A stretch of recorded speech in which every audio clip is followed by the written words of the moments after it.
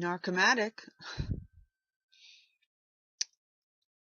I'd like to speak to you about the importance of history. I looked it up actually, found a somewhat scholarly article. And it says one part here that I liked that's particularly poignant to what I'm going to refer this to. And it says, history provides a terrain for moral contemplation. Studying the stories of individuals and situations in the past allows a student of history to test his or her own moral sense, to hone it against some of the real complexities individuals have faced in difficult settings. People who have weathered adversity, not just in some work of fiction, but in real historical circumstances, can provide inspiration. History teaching by example is one phrase that describes this use of a study of the past, a study not only of certifiable heroes, the great men and women of history who successfully worked through moral dilemmas, but also of more ordinary people who provide lessons in courage, diligence, or constructive protest.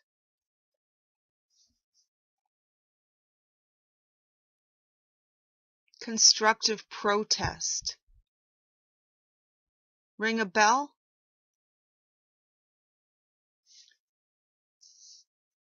And so I'd like to compare that with this common saying, this saying that's frequently uttered by narcs and golden children enablers and other flying monkey enablers. And that's, let bygones be bygones. That's all in the past. It's water under the bridge. So I looked up water under the bridge. I know what it means, but let's just study what it means here as defined. Something in the past that cannot be controlled or undone, but must be accepted, forgiven, or forgotten.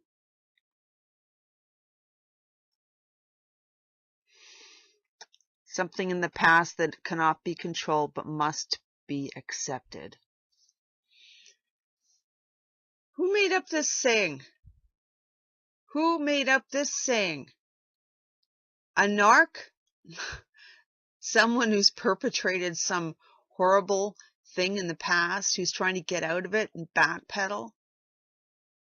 It's all water under the bridge. Where's water? Where's the bridge? We're talking about human beings. There's no water. There's no bridge in this situation, unless someone pushes someone off a bridge into some water. Let's reinforce the importance of history by looking at how our legal system treats history. What are cold cases for? What are cold cases for? Why have them if history doesn't matter? But you know, there's a lot of water under the bridge, isn't there? With regards to situations that there's a whole bunch of people sitting in prison for. Huh? That's right. You got murders, you got cold cases, there's rapes, there's bank robberies, thefts, fraud, neglect, all sorts of things people are in prison for. They've been stood before a court of law with a jury, and a great deal of victims have received justice for the crimes committed unto them. For a lot of people, and not just putting criminals where they belong, but helping the victims of these crimes to get some justice. Even people whose children have been murdered, They feel a small sense of comfort. One, knowing the perpetrator's off the street, and two, that someone is being held accountable for the crime. And some solace and balm to the soul is received. And a public apology is sometimes issued, or at least admission of guilt is issued. That's right. Why, though? Why are these people being prosecuted and put in prison? I mean, that's all water under the bridge. Why don't they just let bygones be bygones? Why don't the victims of those crimes just forgive and forget? It's all in the past. Can't change now.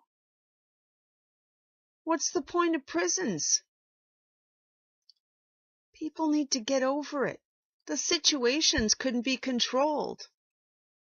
They must be accepted. People need to move on. Let everyone out of prison. Let everybody out. The murderers, the rapists, the arsonists. That's right. Let everyone out. You better detect the sarcasm in my voice. 'Cause guess what? Guess what? Narcs and enablers, you golden children, line-towing sissies, still holding on to the apron strings, enabling, yeah? No one's going to move on and forget. People might choose to overlook when they're good and ready. But we're not wrong to want justice. We're not wrong to want a public admission of guilt, a telling of truths, that forgiveness cannot be issued without receipt